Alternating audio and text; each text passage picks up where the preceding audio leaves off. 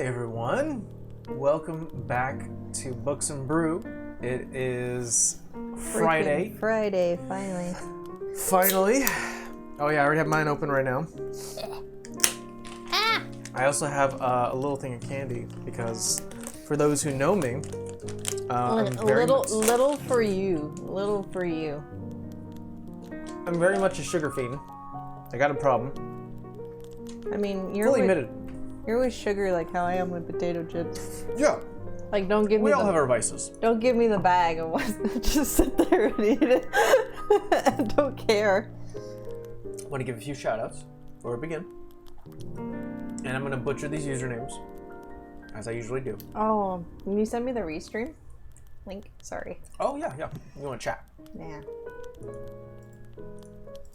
Let's send Amber chat. By the way, I'm Mike. That's Amber. Hello.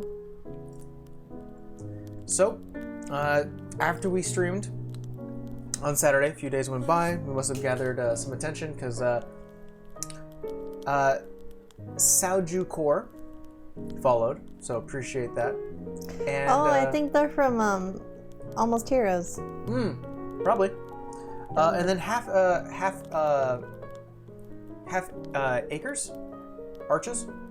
There's no R in there. A-R... A-C... A-C-R-E-S? A-C-H-E-S. I don't know. Your guess is as good as mine. Thank you for following.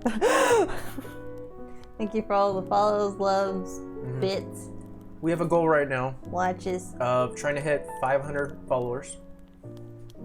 And when we do hit 500 followers, we're going to do a giveaway.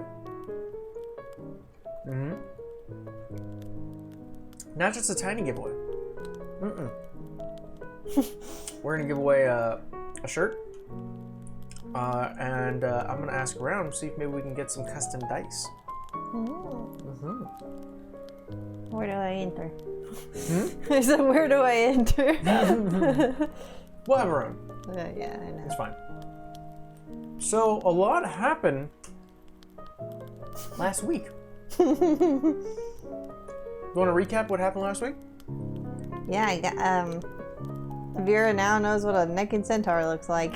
And got yelled at to, don't look! And it was like, I don't know whether to look or not look. Well, No. We're in Arrowfield now.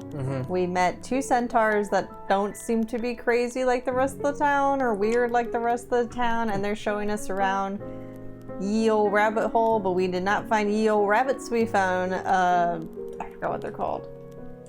Veiny ass creepy wolf, and then the other things. There were like growth gnolls. Yeah, the gnolls. So I have a pattern of naming these sort of growth creatures, these spore-like entities. You fought growth orcs before. Yeah, I'm noticing a pattern. Well, when it deals with this, obviously there is some sort of pattern to be had. So that's happening. I shouldn't slouch. So yeah, I think the way it began was Vera received a message from her father saying, hey, your sister reached out to me, your older sister, asking for you, and I felt that was kind of strange. Did you teach her magic? And you reached out back to him and you were like, no, that's suspicious. I already have like concerns and theories of who that could be. Did you tell her where we were? And he was like, no, technically he doesn't really know exactly where you Yeah, I didn't live really now. Tell him. I was just like, we're going back out to do our thing. So he basically responded to her like, dear daughter, not you, Zima, she's out adventuring like she's been doing so for the past month and a half or two. Couple months. Yeah. Couple months now. That's what she does. And you reacted very strongly, I feel. Well, I mean, it's in character for her. It is. I don't really have much to say because my brain's fried, but I mean, like, it's a week worth of work. She just finally had a wedding, for her dead fiance that she finally got to bring back. And the thing that she never got to do, and her sister is like, I don't know, she always feels like Lily's never that far behind, and in the moment that she kind of was able to forget that, even though it was still a topic amongst people and like heavily reminded. Like the moment she decided that 1 minute, it was like, okay, well, I got your sister now. I was just like, what the fuck? In addition to that, the last known location, I don't think it's been told to you yet. Maybe it has. By Savannah, her sister. She told me. I don't think she told Rolly. I see. I know that she said that her last known location of her sister was Arrowfield as well. So there definitely is some points of concern. Well, she talked to the main tribe guy. I forgot his name, but like one of the heads of their tribes. Or clan, I should say. I keep saying she tribe. spoke to her tribe. Spotted back. And he said that Lily had been through there a few weeks back, because I wrote it down. Yeah, Atlas and the Spotted Back clan are as meticulous as the not as meticulous, but definitely up there, like the Raven's Claw. Yeah. They definitely want to keep an eye out on who they're working with. Runners are very much like they're contract workers. And sometimes if you contract with the wrong people, you can get associated with some really bad stuff. So, the last known location of the sister, what was it? Sheba, was Arrowfield. And of course... That's the older sister? Her older sister, yeah. Interesting. Why? Her older sister and my older sister, what's gonna be next? Rolly's older brother? That's not good. Steve's already paranoid. Well, his older brother doesn't know magic, right? No. His older brother is. Does Sheba know magic? I mean, I don't want to give away. I guess. Okay. Here's my thought process. I'm not trying to metagame it, but like she knows magic. Like the only reason I think, knock on wood, try not to stick my foot in my mouth, that the little brother is safe is because he learned it the way she wants you to learn it, like through books. So there's he's human, but like he's not magically inclined. He learned through books and watching other people do it, so he's technically studying. It's kind of funny. I didn't really plan it that way, but we did that. I kind of made like Magic Hitler. Yeah, you did. I didn't really think about it too hard. Like I just thought of when I was thinking of a bad person, like a bad guy. I was thinking, well, there always has to be a reason for them to be bad. There's no real reason for like anyone to just start hurting people unless they wanted to up in power. But that's the reason, you know? And so, the reasoning behind, and this is things that the players already know, so I don't really have to like hide anything from this point. Literally, Lily believes from the teachings of the script or the teachings or basically the philosophy that Catherine Evergrey had was those who do magic or receive magic and use it from like wild abandon, whether that's coming from like nature's druid or you can just speak like a bard and you can shape the world, or you can get your magic from some all-powerful being, whether you're a warlock or a cleric, is highly chaotic, because you as a character, an NPC or a player, technically doesn't need to fully understand the magic that they're casting, just that they can cast it. And that is an actual concern. It's actually you can look at it in a certain way and go, I can see your point. I can see her point, but I don't agree with her approach. And that's what makes a good villain, is you can see their point. You're like, you're right. Someone who gets their magic from an outer, like the serpent, the Dendar serpent, who doesn't know what they're casting, just knows that they can do it, and has no real responsibility behind it, or training, definitely can cause some chaos. And so Lily's sort of reaction to that was, then you need to be taught.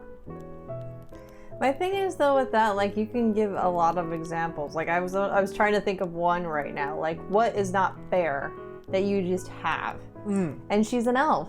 Just like Vera is an elf. Like we were born and will live unless something, makes us meet our untimely death several hundred years. Is that fair? And it's like, well, it's not up to me if it's fair. That's just how I was born. Like this is the race I was born into.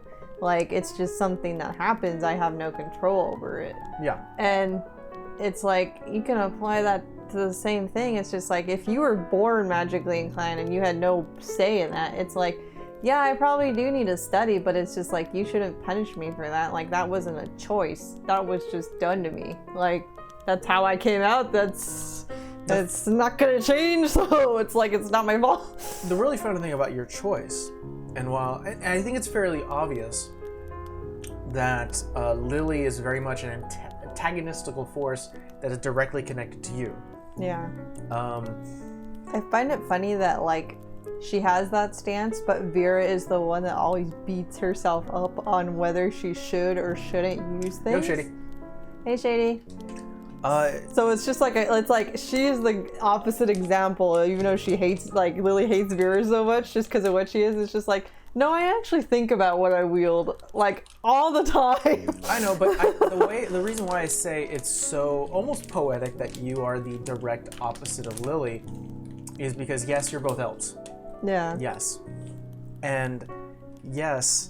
You both do magic, and you both have like a strong opinion about life, and there is a fine line between what Lily's trying to do. Like, I am trying to protect the world, This is very much the Thanos, I'm trying to protect the world. Essentially. But the funny thing is that you embody, or at least Vera embodies, everything she dislikes.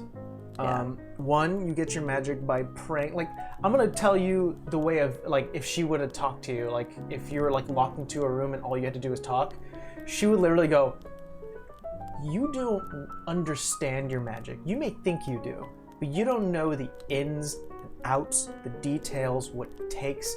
You ask for it in the morning, and you get spells in the evening, and you cast them at night. It's like, that's your life. You asked, Daddy God to give you spells, and you cast them with reckless abandon. You didn't, learn a lot of assumptions the fine details that need to go in it. In addition to that, and this is no longer applies to you now, but when you were first beginning as an Eldrin, was in addition, whenever you get upset, your magic already showcases in your hair. You're already going wild, and you have no control over it. Like, look how chaotic you already are. Why the hell? And it's funny because I don't know if she would say that, because in one of their first meetings with the hair thing, she said, she made a snide comment, and I said, don't worry, like the smart ones, or like the more experienced ones won't show it, so you won't know. And she said, interesting. And I was just like, even if you were able, that was a thing, you're not gonna be able to tell because they're blocking it out. And it's not really like a magical thing that you're blocking it out. It's just that they have control enough over their emotion to not show you. So, it's an interesting idea that this antagonistic, can't say it right now. Antagonistic force is against Vera. I still found it funny that I called her out. It's just like, you do realize the person you follow is going against every fucking thing they hate, like they stand for, by asking all those gods for help after the fact. Yeah, I mean, after the fact. It was more of a plea for help, and then it turned into fine. Fuck you. I'm just gonna harm every aspect of the other options for magic. I think it's fairly obvious also that the gnome who doesn't have, honestly, the funny thing is with like Savannah. I always forget that's a gnome. I always never remember if it's a dwarf or a gnome, because there's there's a bad dwarf too. There is a dwarf and a gnome that are kind of targeting, well, at least the gnome hasn't really been targeting Savannah. It just targeted him, and then I don't think you've gotten any interaction with him before. Well, which one is the one that kidnapped her? The dwarf? The gnome. Okay, well then he did kind of target her. He did, but he's not targeting her anymore. You know, because he's not coming back. You haven't seen him again. And the dwarf is the one that fucked us over with the spider. The dwarf fucked you over the spider, got the trolls to fight you, and also caused a small avalanche to make sure that those those centipede-like creatures, those ice centipedes, were going to attack you. Remoraz. Yeah, so that is a antistical force that Savannah has. This is why I fucking get them confused, because I thought the one with the orcs was the gnome. Like, I thought the gnome and the kidnapper and the orc guy was the same dude. I just know they're a little person that's really mad at us. Or really up our butts about it. There's two little people who are basically up your butts. So I will literally ask every fucking time, like, is it the gnome or is it the dwarf? Dwarf is the one who transformed into Savannah. And the gnome is the one who kidnapped. I mean, honestly, thus far, if we're comparing things, I know Savannah deems the gnome a more pain in their ass because, like, that's the one that traumatized her and has been traumatizing other people. Totally get that. But as far as, like, personal pain in her ass, like, group, it's that dwarf. Yeah, I mean, it definitely is being a more pain in the ass. I think the only thing that maybe Savannah sees it is that the gnome was successful. Well, no, I mean, I get it. Like, I think, like, sorry, brain does not want to work, and it never wants to work on Friday. But, like, example, I'll use Rolly instead of keep using Vera. Like, Rolly lost his mom. Mm-hmm. Savannah and Vera cannot relate to that because they don't, knock on wood, hopefully don't ever find out what that feels like. I mean, they understand that it's loss and that it's, like, you know, it's something that bothers him, I'm assuming, and it's not a fun topic, but, like, they don't know what that feels like. And thus, since, like, same thing with Savannah, like, we understand it's something that bothers her and that happened to her, and we kind of, like, you know, respect that, but, like, we don't know what that feels like. Yeah. So, there's a lot of forces happening. I feel like with Rolly,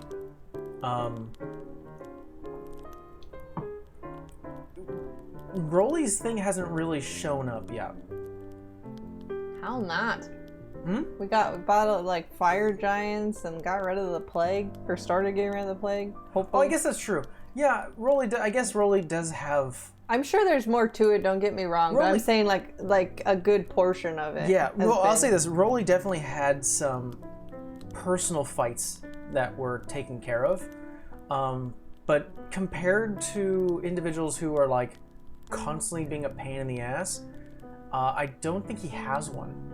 Or no. He hasn't shown up yet. I guess it's just the females that just have people that hate them.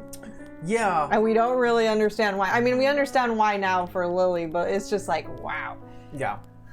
Well, anyways, let's go back to episode 29, which 29. Is the one. Yeah, 29. Oh, 39. 39. You're right. 39. That we just went through last week. A lot of drama. So yeah, the message went through. You guys ran to Akota. Flew down to 6 Run. Oh, yeah. And waddled to Arrowfield. Instead of going straight to Arrowfield, you decided to check out the season's bounty. Which I'm glad I did, and I said it in character too. I'm just like, you know, I wasn't going to. I was like, we probably don't got enough time. Like, we gotta go. Mm-hmm. And then I was like, it's only a day away. Like, I'm just gonna ask, because I was like, knowing my stupid dad, like, he's gonna. Rightfully so. He's gonna want to be like, well, where's my kid? And I gotta go check on my business, like my other kid. And so, like, I'm gonna go down there, and like, he would have got his ass handed to him, like, by himself at least. Like, I'm sure he's powerful in his own right, but he still would have been by himself. Yeah. Like. Yeah. I mean, your dad definitely is trained enough, but is no match for a 3-man team. No. Other experienced adventurers. Other than maybe saying, I'm out and getting the fuck out of there. Yeah. And so you did speak to a Genesis member who was dressed up like or at least disguised to be your sister. And what actually gave it away? What made that click? Oh, I told you. Well, tell me now during stream. No, I know, after the stream. No, because I said, I was asking her things and she was kind of being vague but not really wrong.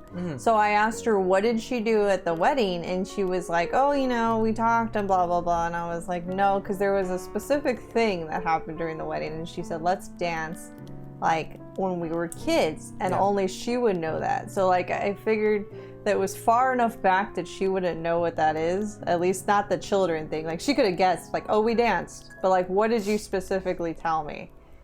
So I, when making this encounter, I definitely wanted it where you were going to be looking for your sister.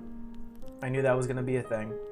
And I was going to already have, not a doppelganger, but essentially like a false agent who was acting a lot like your sister.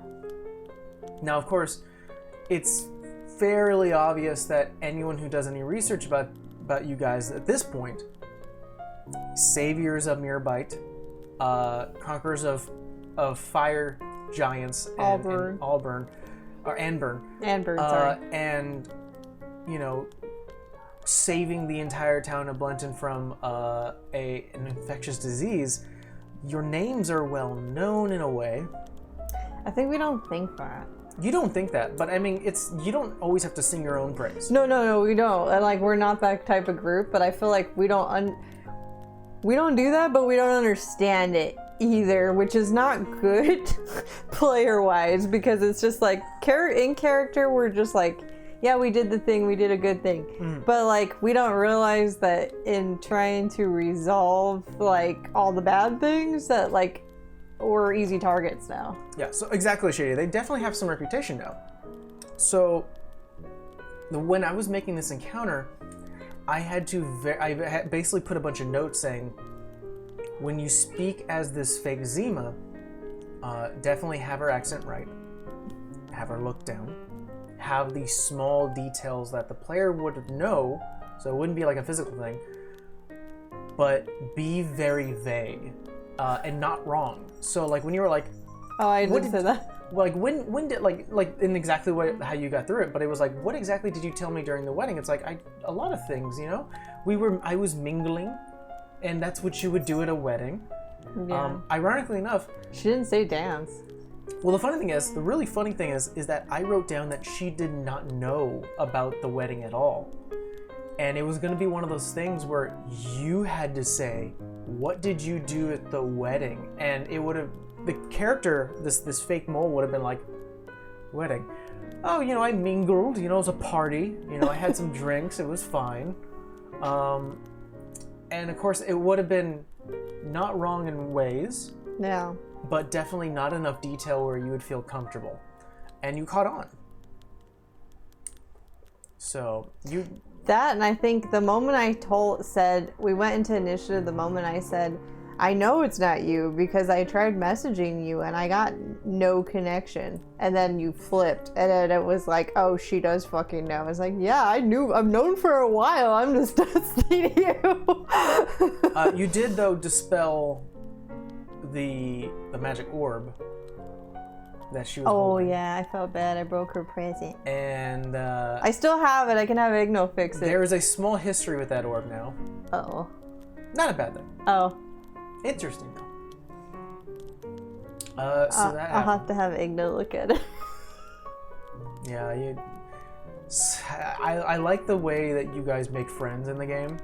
It's like you select your friends very carefully.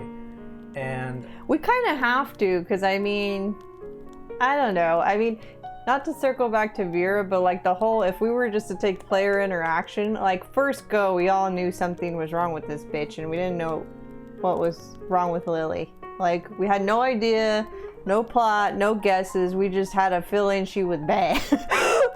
But like without the DM saying so many fucking words or out like dumping a bunch of lore, we were just like, something about that one don't rub us right. Like, Shady, I wouldn't really use a system from another game, mainly because when it comes to player reputation and how the world perceives the players, that should really be up to the DM. You know, I don't think it should, like if you complete a quest to help out a farmer, your rep shouldn't go doot, doot, doot, doot, a few points up. It should be dependent on the DM if they go, the farmer has a friend and they talk, and all of a sudden you're well known in this area, and it definitely can play more out to whatever story or encounter you want to build. So, so that happened. You fought. I also wrote down that if you did end up staying a night at the season's bounty while the sister was there. Oh, okay. Instead of the tables, it would have been the beds. Oh shit. No. Yeah, so that would have been fun. I mean, I guess it was a good thing that I blew all those messages. Because it was just like, I mean, even if she would have got the dance thing, it would have been like, no, I know it's not you because it's not connecting. And it hasn't been, and I've tried multiple times, so. So, after that, you guys had a rest, and you left to Arrowfield. Mm-hmm. Which actually isn't that far of a travel. It's a day, right? It's a day and a half. Film 6 run. Burn the Witch. So. Hey, Steve. Yo, Steve. Write your character for Amber's thing. Yeah. Typey. So, you guys ended up going to Arrowfield, and before even getting to the actual city, you went into this dense forest that slowly turned into sort of a burnt forest. A lot of the trees were burnt down, still covered in ash, but they were slowly coming back. They had some bit of overgrowth that was happening because it happened a few months ago. I really need to sit here and reread all my notes because my notebook's almost done and there's like a lot of shit I don't remember. Yeah. So you guys then, before getting to Arrowfield, you were greeted by the brothers, Cassius and Callum. Two Centaur brothers played by the amazing BK and Dan from I think that Zeros. That was BK and Dan's way of saying, if you DM, we're going to name each other. That's pretty close. I named them. You named him? Yes. Why'd you do that to yourself? I thought it was cool. Oh. Because they when it came to their character creation process, they said, we want to be brothers. Mm-hmm. And not only that, we want to be similar but different. And I went, what do you mean? And they go, well, there's like glory paladins, and there's I forget what it's called, but something like some kind of bard where it's all about like charisma. And they're like, we want to be something like that. And I was like, oh, well, there's a few options. Go ahead and give it a look. And they were like, okay, we're going to be a wild sorcerer and a wild barbarian. And I went, perfect. That's so in tune. And of course, there's a history. We worked out sort of some details in the background. And they were like, what do you think about brother names? And I was like, I like stories where the brothers who are very well connected have similar but different names. And so I told them, like, what do you think about Cassius and Callum? And they were like, 2 C's? And I was like, yeah. And they were like, yeah, absolutely. And I was like, great, we have our names. I think we had it at first. We were like, which one's which? Yeah, so. But I remember you telling me, you were like, those names, and it's gonna screw me. And I didn't know you picked them. Cassius is the barbarian. Yeah. Callum is the sorcerer. I remember that much. Cal is currently naked. Callum is currently naked. Cassius is definitely sort of the timid barbarian. I love his character though, fucking Dan. I love them both. Really good. I just love like Dan's little like accent and stuff. What are you talking about? Yeah, I was like, that's great. So Cassius and Callum met you guys in the forest. Yeah. And sort of was like, oh, we're hunters. We hunt the forest, and obviously it's been burnt down, and we're doing what we can now. And they gave you some clear warning about, oh, if you're heading into town, I'd be careful. People are acting very strange. They're weird. They're very weird. And they accompanied you to like, oh, you want to see? Here, I'll show you. I'll show you the town. And so I like how nonchalant they were about it, because the whole like Vera was like, I'll talk to you, and these two behind me were like, I don't know about these guys. Rightfully so. Don't get me wrong. Half the people we meet try to fucking kill us. True. So I was just like, like just have a conversation. They're like, hey, I guess you're not coming, so we're going. It's like, wait, what? Well, yeah, because they were headed back into town anyways, and so yeah. It was one of those things where like, you want to come with? I'll show you. led you into town, saw that the town was covered in a small, like an inch or two hovering off the ground, like cloud of spores. And everyone was working. Everyone was just doing what they can. You know, it almost seems like civilians doing civilian stuff until you spent some time in the city already. Yeah, they fucking awkward stare. And it was after a certain amount of time that they started to recognize you guys. Or not recognize, but like, I recognize actually is a good term. Not to say that they know who you are, but see you. Yeah. They recognize that they're aware of your presence. Aware of your presence, looking at you, and then even Cassius was like, they're doing it again. And at that point you decided to leave. I know, I have to have a chat with Sav tomorrow. For all the things I didn't say yesterday.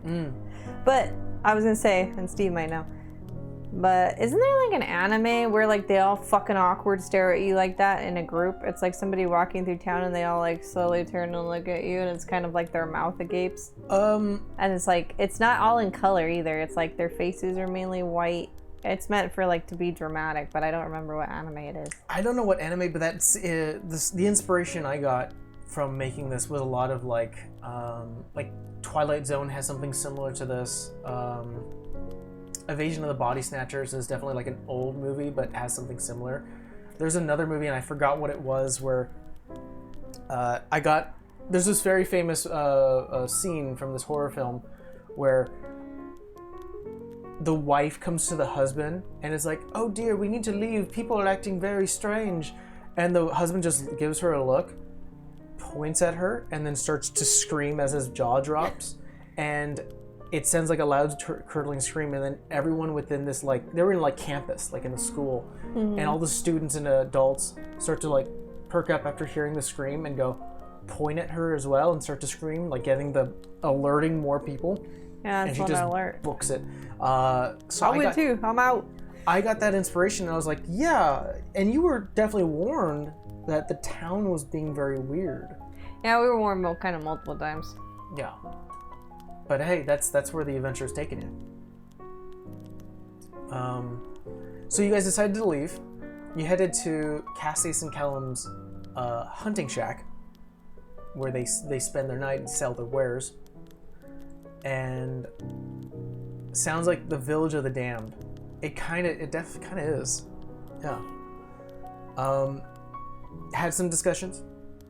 I think during that time you learned that, because I think you were asking him like, is there anything suspicious happening within town? Any other people or things?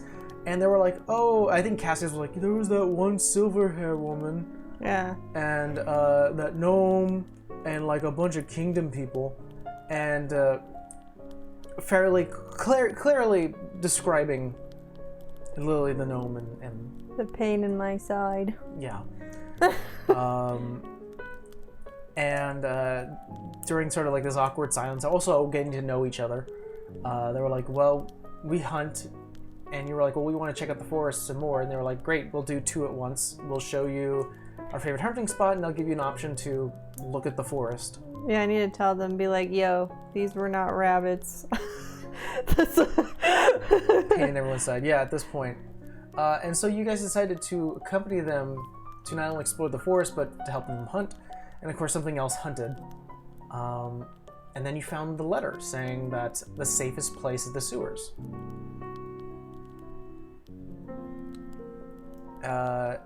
I'll save my questions for character later. Sure.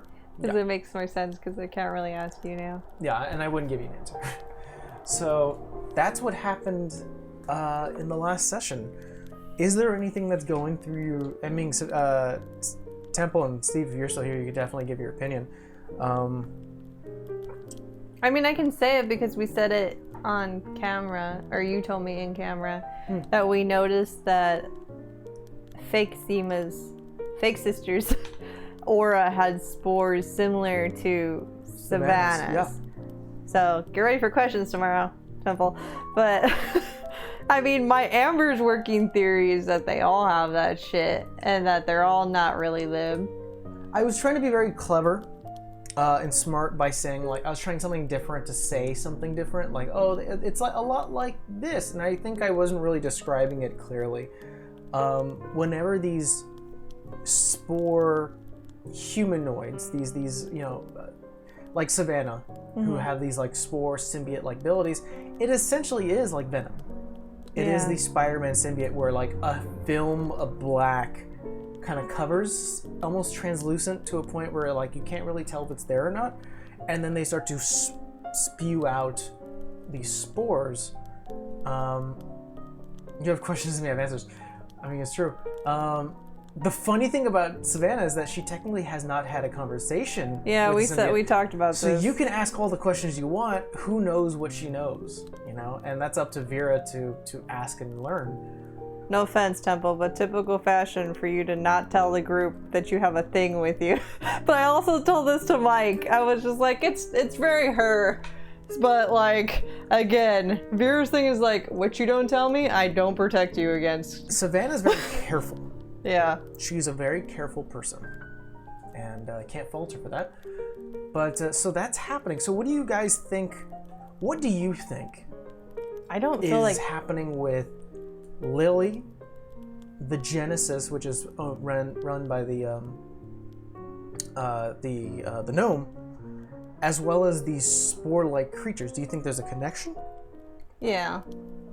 I mean, I don't know what her queen up and did, and to be honest, thus far all we've gotten is like a shit ton of information, but no real fucking clear answers. Like we know she puts her life essence in stones, we know what she didn't like, we know there isn't a lot about her, like, and we know that fucking bitch McGee is messing with the crazy twins and the so, that love necromancy and have just fucked with it to all ends.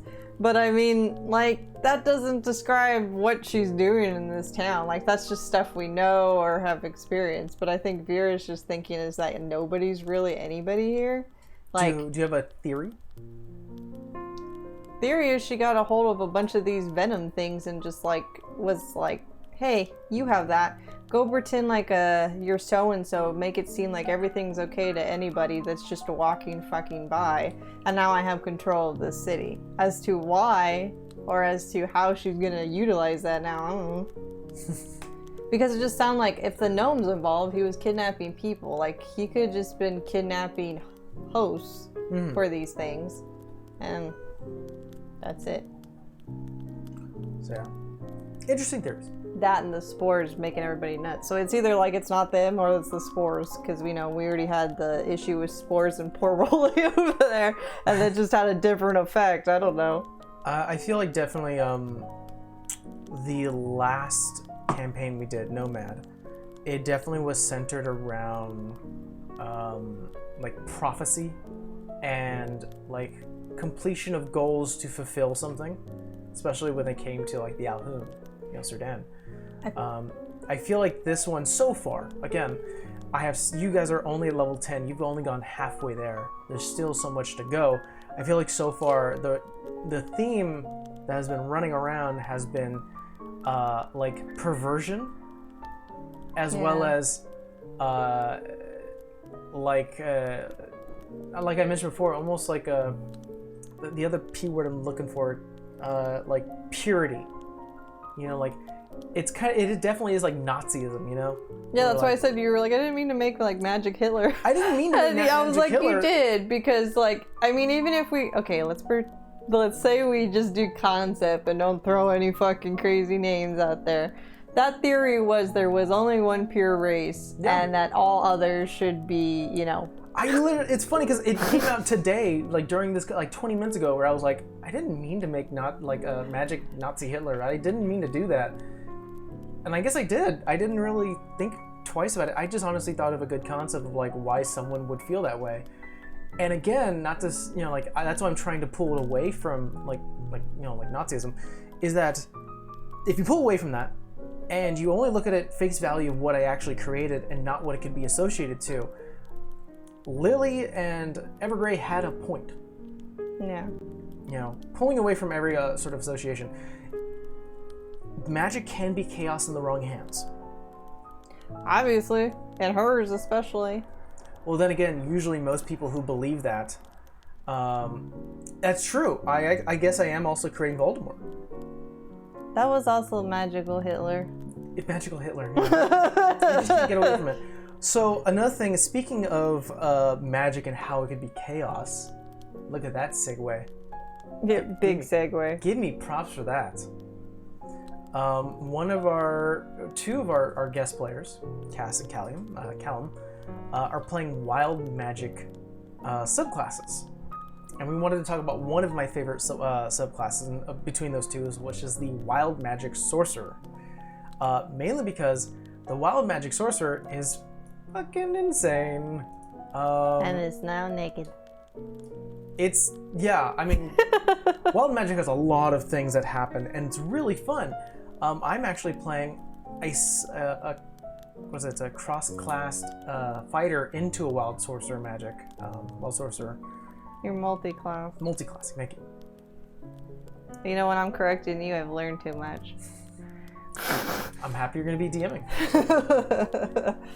So when you do choose Wild Magic, it kind of gives you almost freedom to choose where your magic came from. It can be that your magic came from, Feywild, which is already pretty chaotic. You can say that your magic came from Limbo, which is an external plane. Your magic came from the raw form of elemental magic that is always coursing and colliding. Maybe it's that one singular sliver that separates the two adjacent elemental planes, and that's always chaotic. So you can be very, very open and very fun with where your chaotic wild magic comes from, because generally it's one of those things where you have very little control over, and that kind of definitely coincides with the Wild Magic Surge, which is what sort of the main draw is to Wild Magic. You okay over there? Her butt's falling. When she doesn't understand, she's just like, Mom's got me. I also have a question. Yeah. As I know, I read, but I don't remember what plane that technically is. What is Elysium? Elysium? Yeah, I know it's like a plane or a realm, but I don't remember what. Because I heard it on Dimension 20 and I was like, I know what that is. I can't remember. I don't think... It's definitely not Celestia. Celestia is like the lawful good realms. It's where the gods live. Yeah, I know it's not Limbo, because Limbo is Limbo. I think Elysium is like lawful neutral. It's like it's almost like an afterlife of it's cool. Shady, if you know, feel free to chime in. Anyone who knows what Elysium is. Why do you ask? No, I was just curious because I was like, oh, I remember that. But I was trying to remember, because I was reading something, and it wasn't for this one shot, but I was reading, I forgot, it was either an article on D&D Beyond or some shit, or it was in one of the books that was breaking down like the realms and other planes, and I was like, I forget which one that fucking is. Well, hopefully that can be subsided. Rando D&D question. Yeah. So at first level, as a sorcerer, you do get your subclass, which is kind of why I picked it for Quinn. When starting off, you have a Wild Magic Surge, meaning that whenever you cast a first level or higher spell that requires you to roll... when you cast a first level spell or higher, the DM can have you roll a d20, and if you roll a 1, you end up activating a Wild Surge, which I think we'll cover at the very bottom, very end. What's the difference between Wild Surge and Tides of Chaos? So that's actually what I'm going to get to. Okay. Tides of Chaos is another ability. So starting at first level, you can gain advantage. So you can basically manipulate the chaotic choices and chances, just like probability, and you can give yourself advantage on a saving throw, ability check, or attack roll. Once you've used Tides of Chaos, you can the DM can then have you roll the Wild Magic Sorcerer table at any time. And once that's done, you get the Tides of Chaos back. So we're working with a custom ruling, me and BK. Essentially, whenever he casts a leveled spell, like let's say it's a 3rd level, what the rules state here is that whenever you cast a first level or higher, you roll 1d20, and if it rolls a 1, Wild Magic Surge. I'm labeling it that whenever he casts a level spell, that brings up a number, and then he rolls 3 times. If none of them hit 1, 2, or 3, he keeps that number. Oh, so the only reason he got it last time is because that last one was a 1? So he rolls 1. Does he get a 1, 2, or 3? No. 1, 2, or 3? No. 1, 2, or 3? No. And if he gets no on all of them, and he casts, like, let's say a level 2 spell, now the number is 5. 1, 2, 3, 4, 5. 1, 2, 3, 4, 5. Oh, so it increases by like the spell So level? the chance to surge increases with every spell he casts. And he really liked that. And he was like, that's really fun. And I was like, great, we're going to do that. So the other ability you get at 6th level is Bend Luck. You can basically twist fate by using Wild Magic. When another creature you see makes an attack roll, ability check, or saving throw, you can use your reaction, spend 2 sorcery points, and roll a d4. You then roll that d4, and you can apply that number as a bonus or a penalty. So it's almost like there is no save for Bane or Bless, you just give it. It just costs a reaction. And 2 sorcery points. Well, Bless you don't save from anything. It's Bane that I think you save. Yeah. At 14th level, you get a thing called Controlled Chaos. Essentially, you have a small control over your Wild Surges. Whenever you have to roll on the Wild Surge table, you can roll twice, and you come up with 2 different numbers, and you can choose between the 2 of what's going to happen. So you get a small control. Well, thus far we have Naked Centaur and Thor. So I think Thor won. In all fairness. In all fairness. He did get the final hit, though. Yeah. Last thing you get at 18th level is Spell Bombardment. Essentially, when you roll damage for a spell, when you roll damage, when you roll damage for a spell and roll the highest number possible on any die, choose one of these dice and roll it again. I don't understand. Oh, you can increase the damage. I think it says here. Actually, some of that shit just reads funny. You're just like, what are you trying to tell me? Yeah. I think what it means is if you get max damage on one of the dice, you get to re-roll it again and add that number. So your spell does more damage. And that's just innately, that's not saying here that like it costs anything. It just happens. So the biggest draw to Wild Magic is your Wild Surges. You found one of them by our buddy Cal. I know you lose all your hair. I know you can turn into a plant. I know you can isn't there something instead of your spell doing damage, it does bubbles. So let's get into this. And then there's butterflies. I think those are some of the ones that I've seen actually seen, either watched or played in a game when that shit happens. I don't know about butterflies. I think that may have been a custom table that Matt was rolling on, because I think we're referencing Critical Role. Yeah, but I know there is one about something about bubbles. So there are 50 things that can happen on your Wild Surge table. Essentially, each roll is determined by two, a sequence of 2. So a 1 or a 2. Roll on this table at the start of each of your turns for the next minute, ignoring the results on subsequent turns. So for 6 rounds, I believe that's a minute, right? 10 rounds is a minute. 6 seconds per round, right? You're right. Again, I'm correcting you, I'm worried. So for 10 rounds, and this will be great, because the way we're running it is that I'm the one rolling the results. The player doesn't know what's happening. So essentially what this means is that for a minute, all your rolls, you ignore the result. Nothing happens. You try to attack, miss. Try to do something, miss. Try to save, fail. So for 10 rounds, all your rolls mean nothing. At least that's how I read it. Not sure if that's how it's interpreted, but that's how I read it. 3 to 4. For the next minute, you can see invisible creatures if you have a line of sight to it.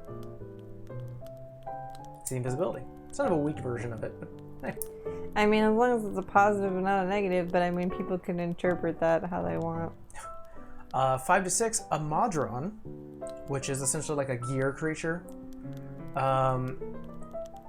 Chosen and controlled by the DM, appears in an unoccupied space within 5 feet of you, and then disappears within a minute later. Modrons are basically like lawful neutral. They just want to follow the rules because they come from a clockwork city that works on like timing. Everything is timing. You got to make sure everything's right, type of thing. And there's no chaos. There's no chaos here. It's all lawful. There's chaos if you're managing time that closely. I can only imagine the Modron kind of goes like, "What am I doing here? This isn't right. I need to go home now." And then a minute later, it's like, "Okay, goodbye." 7 to 8, you cast Fireball, centered on yourself. I think Fireball has a 20-foot radius, so anyone within 20 feet of you, deck save. 9 to 10, you cast Magic Missile as a 5th level spell, which is really cool. You know, there's always a joke that you need to be at least 30 feet away from the fucking wild sorcerer. I think this very much still applies. Oh yeah, yeah. 60 feet if you can, but I mean, if you're in combat and they're your friend, probably 30 is more feasible. So this one's pretty. There's a couple of like all of these so far we have is like either really damning, kind of good spells like you see invisibility and cast Magic Missile, and harmful. And then there's the weird. If you roll a 10 or a 12, you roll a d20. You roll a d10. Your height changes by the number of inches equal to that roll. If it's odd, you shrink. 10. If it's odd, you shrink. If it's even, you grow. But you grow or shrink by the number that's on the die? So like if you roll a 10... You grow 10 inches. Okay, I was gonna say if you roll a 10, you shrink 10, that's fucked up. And you know what the funny thing is? It doesn't say that this goes away after a minute. It doesn't say that the effect ends. You just either grow or shrink. And that is your new height. That's why I was like, well, maybe I can just... I think I asked you while we were working. I was like, can I just put the cloak over him so he can have like horse pants or something so he's not naked? And then I was like, well, maybe I can just Luster Restoration him and he won't be naked no. I am going to say that I'm going to skip his. Yeah. Or I'll cut out a few things. Mainly because I feel like it's going to be funnier. Yeah. Yeah, don't tell us everything. I wasn't expecting naked. 13 to 14, you cast Confusion centered on yourself. I think Confusion also is a singular target, so you're confused. Isn't that what Dan got? That's what I got. Quinn got that. No, I thought Dan got it. No. Oh, okay. So that was like he was just stunned? What did Dan... No, Dan got something... Dan? The Barbarian? Yeah, because you remember he failed against something or he got something that he let loose lightning. No, the thing before that. Before that, he had thorns around him. No, before that. When he said he was stuck. He was stuck because he failed the saving throw from the Morel Hound. Okay. I thought he was confused. No. 15 to 16. For the next minute, you regain 5 hit points at the start of each of your turns. Well, that's pretty good. That's actually pretty good. 17 to 18, you grow a long beard made of feathers that remains until you sneeze, at which point the feathers explode from your face. Well, I mean, maybe that's what Quinn had. Maybe you'll sneeze fairly quickly, can't talk because you have feathers tickling your nose. I feel like that would happen. 19 to 20, you cast Grease on yourself. I know of that spell, but I can't figure out like a good way to use it unless like you're just slipping down a slide or something. It is a good trap to have where there is a staircase, like a stairwell. I think Thea's used that once. Maybe. And it was like something she had that could do it. She cast Grease and she wanted to light it on fire. Which I don't think, unfortunately, she can't do. Yeah. I think she made somebody slip or something with it.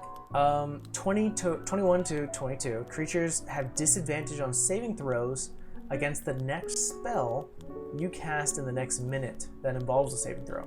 That's pretty good. It doesn't say how many number of creatures, it just says creatures. So maybe for the next, what does it say, for the next minute, everyone has disadvantage against you.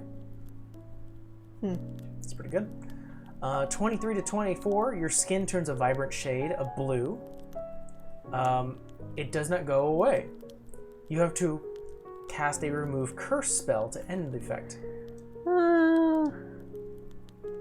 He's gonna be a fucking Oompa Loompa. Not Oompa Loompa. I'm thinking of Violet. You turn Violet. Every time. 25 to 26, an eye appears on your forehead for the next minute. Thank God it has a time frame on this one. During that time, you have advantage on perception checks that rely on sight. Then he's a... Like, oh yeah, no, it's a Cyclops is one eye, right? Triclops. A tricloptic centaur? It's weird. It's weird. That's naked. 27 to 28 for the next minute. All of your spells casting time of an action now have a casting time of a bonus action. Oh, that's good. That's really good. Wow, you want to roll 27 or 28? Well, I say good because, like, most things, like, you can't do, like, spell, even if it's an action, a bonus action. Unless it's a cantrip. 29 to 30. You teleport up to 60 feet in an unoccupied space that you can see. 31 to 32. You are transported to the astral plane until the end of your next turn. After which you return to the space previously occupied, but if it's occupied, then you choose a new space, one next to it. So you go to space for 6 seconds. What if you can't breathe in there? You can breathe in the astral sea. The astral plane. 33 to 34, you maximize the damage of the next damaging spell you cast within the next minute. That's pretty good. Max damage. Might as well go like, big. I was gonna say, like, you better hope you fucking roll a d20. Yeah. I mean, not roll a d20, but roll a natural 20. So this one's also pretty crazy. Roll a d10 for 35 or 36.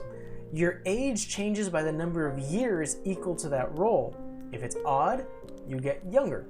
If it's even, you get older. Well, we want to get younger, not older. Yeah, you want to get... Imagine if you roll a 9, it means you go 9 years younger. Better hope you're already semi-older. Yeah. Because if you're like 18 and you're 9, now you're 9. Oh, I'm now back to 15. And you can't get rid of that. It doesn't say that they can be removed by a curse. It just happens like the inch thing. Yeah, right? Do you look 9 or you just minus 9? It says here you get younger, so however you want, how the DM interprets that. Fucking I feel that means that you reverse Benjamin age. Button. 37 to 38, 1d6 flumps, or flumps, apologies. What's a flump? Controlled by the DM appear in an occupied space within 60 feet of you, and they are frightened of you, and then they vanish after a minute. What's a flump? A flump is like these jellyfish creatures that are just the... I'll look up a flump. They are the... I know you say flump, but I like flump better. They're the... I think they're like the squishiest things because they're not real. They're passive. Like, they're passive creatures. Are they like those flying wolves in Hilda? Oh, they look a little derpy. Yeah, they're very derpy. Very derpy. Somebody makes a squishy of them. 39 to 40. When you roll 39 to 40, you regain 2d10 hit points. Flump. A flump. A flump. They sell them on Amazon, guys. You could buy your own flump in green, blue, or pink. Probably green, right? I think the blue and yellow is a nice contrast. If you roll a 41 or a 42, you turn into a potted plant until the start of your next turn. While you are a plant, you are incapacitated and have vulnerability to all damage.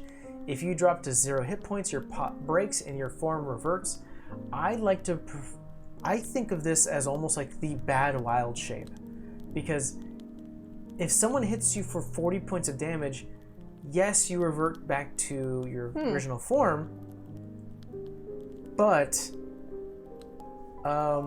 wait, if you drop to 0 hit points, I feel like this can go either way. Either you already have like a single hit point and all that damage is now applied to you when you revert back, or let's say you're a barbarian with 100 hit points and you turn into a potted plant. Do you keep your hit points? And that means you're a 100 hit point potted plant? That'd be funny. That would be funny. It says flumps are intelligent. They are intelligent, but they're just derpy. I don't know, man. It says intelligence and wise. It says, I'm gonna keep calling them flumps. Communicate telepathically. Though they resemble jellyfish, flumps are sentient beings of great intelligence and wisdom, possessing advanced knowledge of religion, philosophy, mathematics, and countless other subjects. Flumps are sensitive to the emotional states of a nearby creature.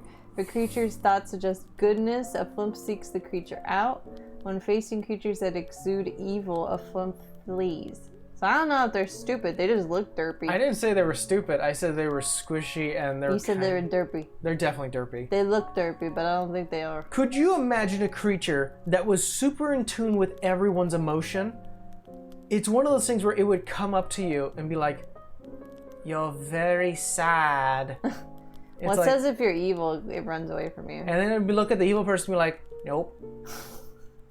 It's derpy. I don't know. I feel like it's a nicer version of a fucking beholder. It's not as entitled. It's not like it knows all these fucking subjects, and obviously has a fear apparently. So like Mantis, yeah. But the funny thing is, what religion? What does a flump? It just says religion. It just says subjects. It doesn't say any. What if there's a flump god that it just want? It's almost like a Jehovah's Witness type of thing where it goes up to you and it's like, "Have you heard of the flump god?" I like the little note in the source book. The little note in the source book. It says, "Trust a flump. X the mystic's first rule of dungeon survival." Flumps are supposed to be good though, like. But the funny thing is, if you do roll that number I roll, I think it was They live in groups called cloisters. Oh boy. I learned too much about flumps. I wanted to know what it was. Alright, well, I've seen it, I just didn't know what that was called. Again, it's really funny because they are afraid of you for the next minute. So you're like, wait, and they're like, ah! They run away. It's like a weird cat. Like, too smart for its own good, but kind of derpy. Yeah. And it runs away when it's scared. So if you roll a 43 to 44 on the Wild Sorcerer, the Wild Surge table, for the next minute you can teleport 20 feet as a bonus action on each of your turns. Pretty good. Kind of like Face Step, except not as long. Yeah. 45 to 46, you can cast Levitate on yourself. You get to choose when you cast it, or you just start floating? It just says you cast Levitate on yourself, so it sounds like it happens. Well, you just better hope you're not in an awkward situation. 47 to 48, a unicorn controlled by the DM appears in a space within 5 feet of you and disappears a minute later. I want a unicorn. A unicorn. I need to look up a unicorn real quick, because I believe they're assholes. I think they are in the source book. One of them. I need to double check. They are lawful good creatures, actually. Okay, maybe they're not assholes. Maybe I'm only thinking of. I think you're thinking of Gravity Falls. Yeah. They have innate spellcasting. Oh my god. Yeah, that one was a dick. Why did you summon me? Summon. Technically you did. Technically you did. If you were a wild sorcerer and you rolled a 47 or 48. They know a lot of fucking languages. Of course, I keep looking up everything. Anyways, a 49 to 50. You can't speak for the next minute. Whenever you try, pink bubbles float out of your mouth. They can teleport. Sorry. That's the bubble thing you're thinking of. No, I'm talking about unicorns. Nay. If you roll a 51, we're halfway there, 51 to 52, a spectral shield hovers around you for the next minute, granting you a +2 bonus to your AC, and you're automatically immune to magic missile for that next minute. It's pretty good. 53 to 54, you are immune to being intoxicated by alcohol for the next 5d6 days. Man, I don't know, I feel like that's a punishment. That definitely is a punishment. It's a punishment, but at the same time, you could like place a lot of bets with people that you're not gonna go down. I'm gonna roll 5d6 right now. I would just be like, I'd be betting money. Like, I bet you I would drink this whole bar. And then just get a shit ton of money. I mean, that's how you play it in your favor. I rolled a 19. For 19 days, you cannot get drunk. Okay, well then I'm still gonna drink, but I'm just gonna be placing bets throughout bars for 19 fucking days. Yeah, might as well. Like 200 gold, I outdrink all y'all bitches at this table right now. So you know what the funny thing is that I was... Double your money. This is actually one of the ones that were so close that Callum almost rolled. And I was so excited by this because I was thinking, cool, I'm the one who rolled, I know the results. He doesn't know for the next 20 odd days that he's not going to get drunk. I thought that was really funny to me. The next one he did roll, which is your hair falls out. Smooth as a baby's bottom. Smooth as a baby's bottom. 57 to 58 for the next minute. Any flammable object you touch that isn't being worn or carried by another creature bursts into flames. Well, I mean, at least it's not stuff you can wear or be carried. The funny thing is, go touch something else. It says any flammable object, so you can lean against an inn, a wooden inn, and oh shit. You're like, well, we're just gonna have to put you in a bubble. It's just for a minute. Just for a minute, you're gonna have to get in that. Hold on, let me get the fire. You like that baby from The Incredibles when he like bursts into flames and she's just sitting there in the chair and she's like every time he bursts into flames she's just like ah! And then she extinguishes. For 59 to 60, you regain your lowest level expended spell slot. Oh, that's good. I mean, a spell slot's a spell slot. I feel like it says your lowest level expended spell slot. So if you only cast a level 5 spell during that day, you get a 5 level spell slot. That's pretty good. Yeah. What if you only casted a cantrip? You don't get nothing back. Nothing. You have to. I would say you have to expend a spell slot because the only way you would roll on a wild surge thing is by casting a leveled spell slot. I have a question. Would this apply if like the only thing you did all day was you casted a scroll? And would you... How's that work? It still casts a spell slot to cast magic. Even through a spell. I thought a scroll didn't cast a slot. No, a scroll allows you to cast a spell that you may not have in your repertoire. Like the reason why Savannah was able to cast a teleportation spell is because she does have access to wizard spells. Yeah. And there's at a certain level where she's at where she gets to cast any kind of wizard spell at a certain point. Like leveled, definitely scaled down. So she had to roll to see even if it went off. If it would have failed, I think that gives her like fatigue. So things happen. It says here, 61 to 62, for the next minute, you must shout when you speak. That would have been great. Not great for our audio, but great fucking story-wise. Yeah. Shut for being quiet. I don't understand. I cast invisibility. You have to like silent yell so you don't make everybody else in the fucking call go deaf. I'd just be like, okay, you could talk now. I'm gonna go through a bit of a lightning round through sort of the boring ones here. 63 to 64. Yeah, I thought you didn't want to give us everything because you were like... No, I cut out a few things. Oh, okay. I didn't read everything. You cast Fog Cloud. 65 to 66. You can do lightning damage to some creatures. 67 to 68. You are frightened by the nearest creature near you. 69 to 70. Each creature within 30 feet of you becomes invisible for the next minute. 71 to 72. You gain resistance to all damage. 73 to 74. A random creature within 60 feet of you becomes poisoned for 1d4 hours. I don't like the random part because it's like that could be your friend. Yeah, and 60 feet is within battle. Yeah. You generally would be within 60 feet. I poisoned you. Sorry, my bad. 75 to 76, you glow with a bright light in a 30-foot radius for the next minute. Again, don't be doing stealth when that goes off. Hey, we're all gonna make... What the fuck, George? This is the one everyone knows. 77 to 78, you cast polymorph on yourself. You have to roll a saving throw. If you fail, you turn into a sheep. That's funny. There is no releasing the spell either.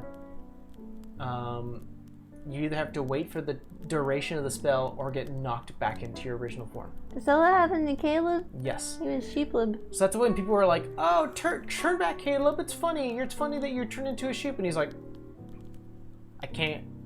He couldn't do anything. Yeah, but I forgot how he got turned, because he wasn't like a wild sorcerer. He was a wizard. It was because he cast a high-level spell within that realm. Oh, and that was the rule. Mm-hmm. Sheeplib. 79 to 80. Illusionary butterflies and flower petals flutter in the air for the next minute. That's the one. That is the one. I guess I didn't see that. This one's pretty cool. 81 to 82. You take one additional action immediately.